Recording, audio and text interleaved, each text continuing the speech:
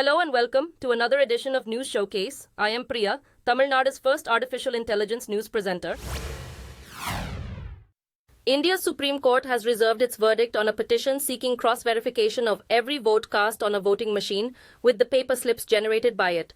But the court has said it does not control the country's elections and it cannot dictate to the election regulator, which is a constitutional authority. It also sought technical clarifications on the working of the electronic voting machines used in India's elections. The court had indicated earlier that the verification method sought by the petitioner is time-consuming, given the large number of voters. The court was petitioned by the Association of Democratic Reforms, which says every voter should know if their choice was correctly recorded. India is in the midst of national elections, in which over 900 million people are eligible to vote. Indian Minister Nitin Gadkari fainted while delivering a speech to voters in Maharashtra state.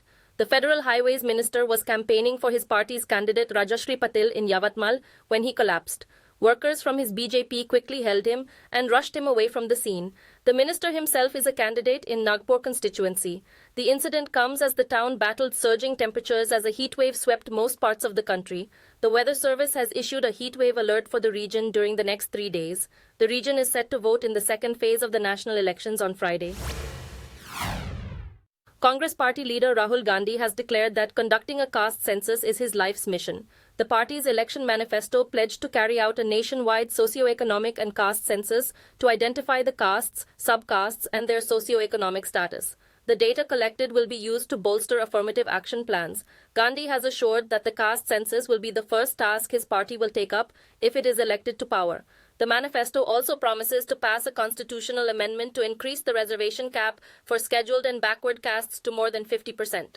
It also assured a 10% reservation in jobs and educational institutions for economically weaker sections, which will be implemented across all castes and communities without bias. India's Reserve Bank of India has imposed restrictions on Kotak Mahindra Bank due to concerns over data security and inadequate IT infrastructure. The bank is prohibited from adding new online customers and issuing new credit cards, but can continue serving existing customers. The RBI highlighted deficiencies in the bank's IT inventory management, data security, among others. According to reports, the bank's lack of a robust IT infrastructure has led to frequent outages in its digital banking channels. Despite continuous engagement with the bank to improve its IT resilience, the RBI found the outcomes unsatisfactory. Reports said the restrictions will be reassessed after an external audit and remediation of identified deficiencies. Indian yoga guru who founded the herbal medicine company Patanjali has published his apology in newspapers over deceptive advertising by the firm. Baba Ramdev and his aide Balkrishna published their apology prominently, which admitted disobeying the Supreme Court's orders. On the court's insistence, the apology was much bigger in size than the one released the previous day. Reports quoting their lawyer said it was published in 67 newspapers in India at a cost of rupees 10 lakhs. The Indian Medical Association had set the stage for the confrontation after Patanjali Ayurved made disparaging comments about allopathy medicine and mocked the vaccination drive against COVID-19. The dispute in the court centered on advertisement by the firm, which claimed cures for diseases which were found to be untrue.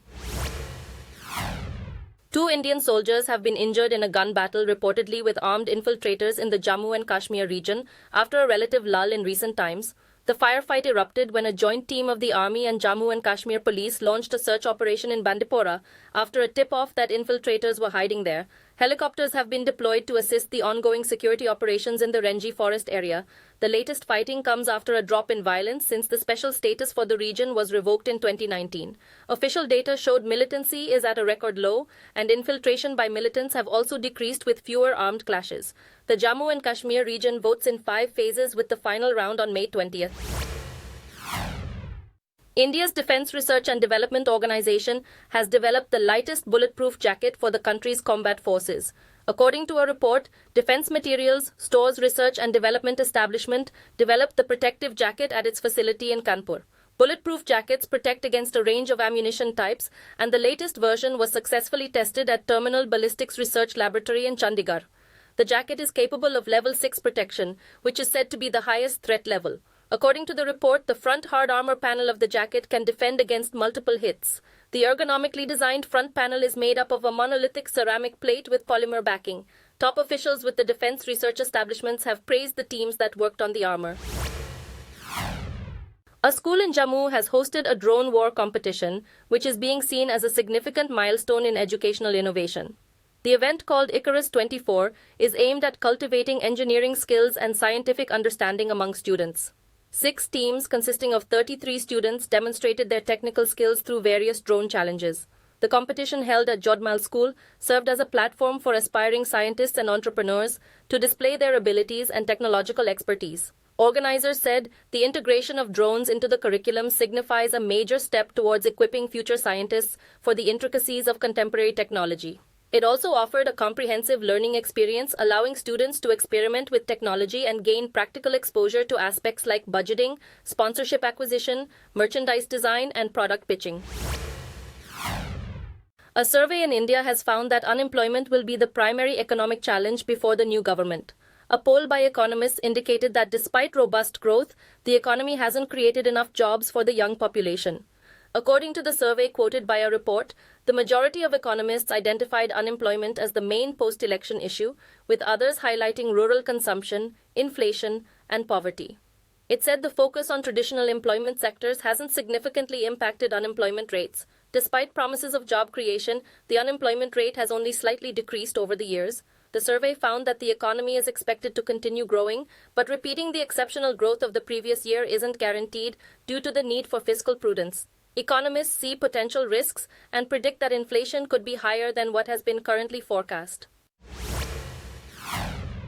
The UN Human Rights Chief has expressed shock over the destruction at Nasser and Al-Shifa hospitals in Gaza.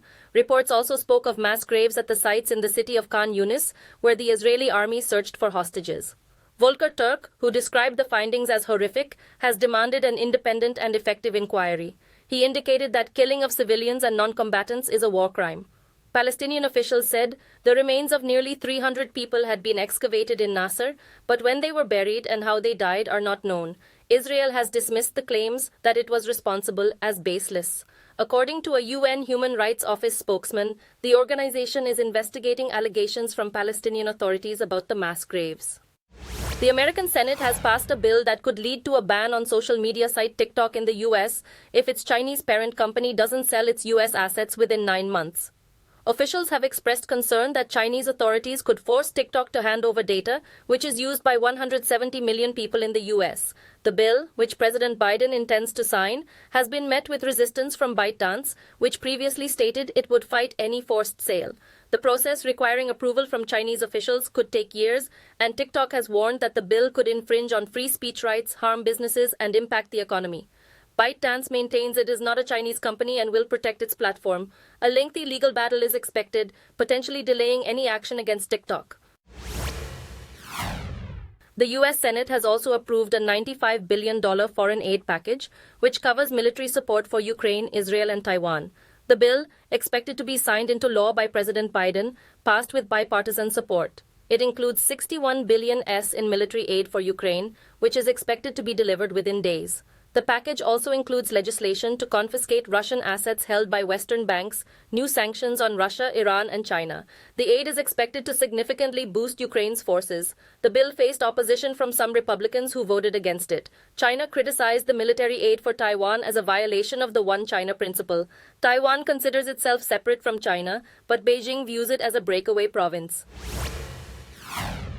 A court in Moscow has remanded a deputy minister of defense in custody after charging him with accepting bribes. Reports said Timur Ivanov was charged with collecting bribes on a particularly large scale. The 47-year-old was appointed to the Ministry of Defense in 2016 and has been in charge of Russia's military infrastructure initiatives. For a long time, activists have been critical of Russia's purported levels of corruption.